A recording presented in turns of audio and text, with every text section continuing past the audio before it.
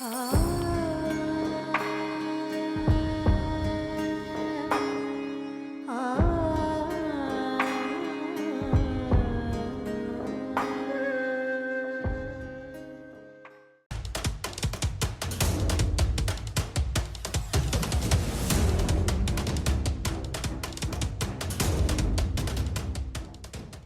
मैं हूं दिवांजलि मोइत्रा।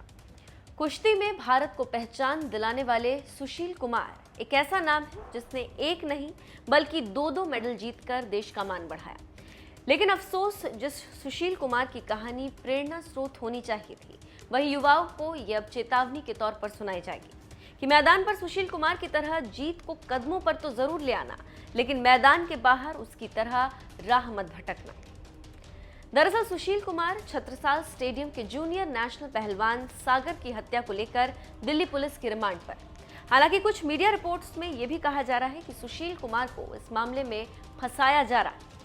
ऐसे में आज जानेंगे क्या कहती है सुशील कुमार की कुंडली। गर्दिश में सुशील कुमार के सितारे क्या सुशील कुमार को कर देंगे बर्बाद, या फिर ग्रह नक्षत्र की चाल लौटाएगी सुशील कुमार का खोया हुआ मान सम्मान?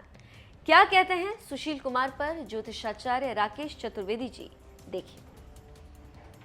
नमस्कार, जय श्री राधे, हर हर महादेव। मैं शुरुद्र राकेश चतुर्वेदी आप सभी का स्वागत करता हूं धर्म ज्ञान के इस दिव्य मंच पर। आज हम बात करने वाले हैं सुशील कुमार की कुंडली की। अक्सर हमने देखा है कि ग्रामीण क्षेत्र से या फिर किसी पिछड़े एरिए से या गरीब परिवार से आकर उठकर बहुत छोटे समय में एक प्रसिद्धि पाकर लोग संभाल नहीं पाते हैं। क्या ग्रहीय कारण है, क्या चीज़ें हैं, इसका थोड़ा सा हम एक रेफरेंस लेकर पहलवान सुशील कुमार की कुंडली से आज विश्लेषण करेंगे। देखिए, अगर हम बात करें सुशील कुमार की कुंडली की तो सिंह लग्न की कुंडली आती। जितना दर्शकों उपलब्ध हो पाता है डाटा, हम प्रयास करते हैं कि उस पर अपना व्यक्तिगत रिसर्च करके आप सब तक शोध करके पहुंचाएं। सिंह लग्न की कुंडली होने के नाते साथ ही साथ थर्ड हाउस में शनि और दशम में सूर्य मंगल एक साथ बैठा हुआ है। पंचम में केतु का पूर्ण प्रभाव आ रहा है। सूर्य मंगल का एक साथ होना दशम भाव में इनको अपनी प्रसिद्धि, अपनी ताकत पर अहंकार देता है। शनि का थर्ड हाउस में होना एक विशेष रूप से इनके अंदर तेज के साथ साथ एक कठोर स्वभाव शनिदेव इनको प्रदान करते हैं।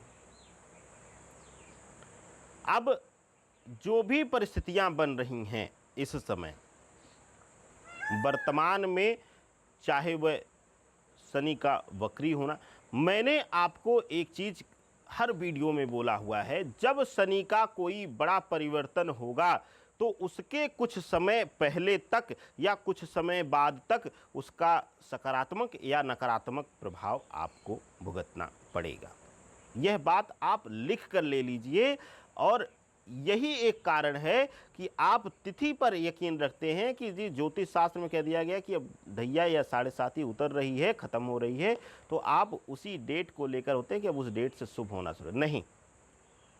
इसी तरीके से अगर हम आज बात करें वर्तमान समय में, वर्तमान गोचर को निगाह में रखकर सुशील कुमार के लिए शनिदेव यहाँ पर दंडाधिकारी बन रहे हैं। अगर शनिदेव इनकी कुंडली में दंडाधिकारी नहीं होते, इनके दंड का प्रभाव कहीं न कहीं छिप जाता और ये बच जाते। सूर्य मंगल इनको ब्लड से जुड़ा हुआ, मतलब इतना ज़्यादा इनको आक्रोशित कर देता है, इतना ज़्यादा इनके अंदर क्रोध और अहंकार भर देता है, जो कि ये स्वयं को संभाल नहीं पाते और अक्सर इनके साथ ये समस्या होती है। ये कोई नई बात नहीं होगी, मैं आज तक नहीं जानता हूँ इनको, लेकिन सिर्फ और सिर्फ एक खिलाड़ी के रूप में मैं जानता था। लेकिन आज क्योंकि पूरे देश में इनके बारे में चर्चा होती, जो कोई राष्ट्र के लिए खेलकर पूरे विश्व में एक पहचान बनाया हो और वो इस तरीके का कृत्य कर दे, तो कहीं ना कहीं विचार करने योग्य कुंडली हो जाती है। सुशील कुमार की कुंडली में शनि और सूर्य मंगल पूर्ण रूप से इनको परेशान कर रहे हैं, या कह लें कि इनको इनके दंड दे रहे हैं, इनके कृत्यों का, इनके जो कर्म हैं उनका। मंगल सूर्य के साथ होकर अति का अहंकारी, अति का आपको क्रोधी स्वभाव देता है, जिसकी वजह से एक अलग तरह का अहंकार आपको हो जाता है, अभिमान हो जाता है आपको अपनी शक्ति पर, आपको अपनी प्रसिद्धि पर, कि मैं कुछ भी कर सकता हूँ, मुझे कुछ नहीं होगा या मेरा कोई कुछ नहीं कर सकता है। इस तरीके की सोच यहाँ पर देते हैं और प्रबल का क्रोध होने की वजह से आदमी कोई भी हो वह नियंत्रण नहीं रख पाता। वर्तमान गोचर में अगर हम देखें, वृषभ राशि में राहु का होना और केतु का वृश्चिक में, और यहाँ पर अगर हम प्रभाव देखें तो इनके दशम भाव यानी कि वृषभ के घर में, वृषभ राशि के घर में सूर्य और मंगल बैठे हुए हैं, तो कहीं ना कहीं राहु वहाँ पर पूर्ण प्रभाव दिखा रहा है। गलत दिशा में बल देना यह राहु का कार्य है। विनाश के समय अहंकार देकर आपको अपनी शक्तियों को याद दिलाकर आपको आक्रोशित करना और आपको एग्रेसिव नेचर देना, यह राहु का काम है। और वहाँ पर पहले से ही सूर्य मंगल एक साथ बैठे हुए हैं, तो कुछ पूछना ही नहीं है। मंगल तो ब्लड का कारक है ही, खून में रक्त का संचार बढ़ाकर शरीर में, और यह अति ज़्यादा क्रोधी कर देता है। सूर्य एक वर्चस्व देता है।